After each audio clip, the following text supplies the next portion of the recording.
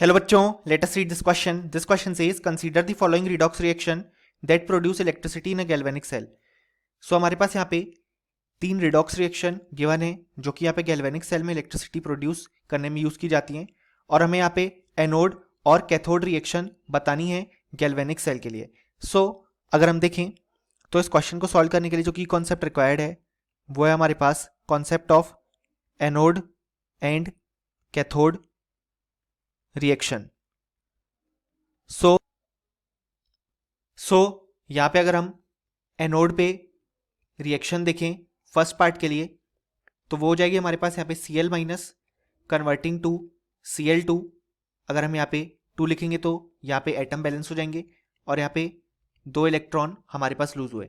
सो हम देख सकते हैं यहाँ पे ये हमारे पास ऑक्सीडेशन रिएक्शन है क्योंकि यहाँ पे क्लोरीन अपने -1 ऑक्सीडेशन स्टेट से 0 ऑक्सीडेशन स्टेट में जा रहा है और यहाँ पे 2 इलेक्ट्रॉन लूज हो रहे हैं.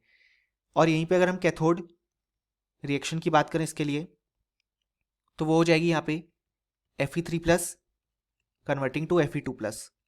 यहाँ पे आयरन का रिडक्शन हो रहा है और यहाँ पे एक इलेक्ट्रॉन हम लिखेंगे.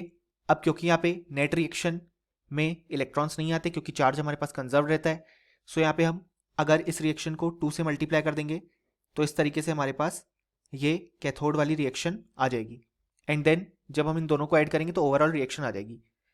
सिमिलरली अगर हम बात करें सेकेंड पार्ट के लिए तो सेकेंड पार्ट के लिए एनोड वाली रिएक्शन हमारे पास अगर हम देखें तो वो हो जाएगी यहाँ पे Cd solid converting to Cd2 plus aqueous और यहाँ पे 2 इलेक्ट्रॉन लॉस होंगे.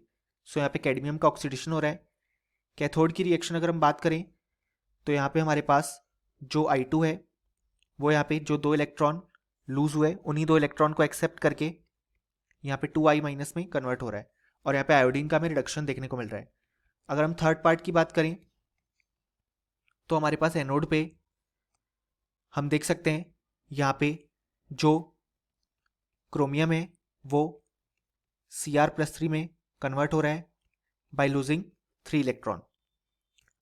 और यहाँ पे अगर हम देखें तो हमारे पास कैथोड वाली रिएक्शन जो है उसमें जो Cu+2 है वो यहाँ पे कॉपर सॉलिड में कन्वर्ट हो रहा है बाय गेनिंग 2 इलेक्ट्रॉन.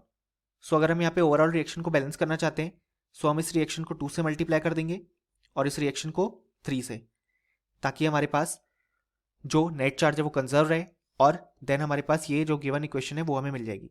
सो इस तरीके से हमने बताया कि एनोड और कैथोड रिएक्शन कौन सी होंगी. Hope you understood it well. Best of luck.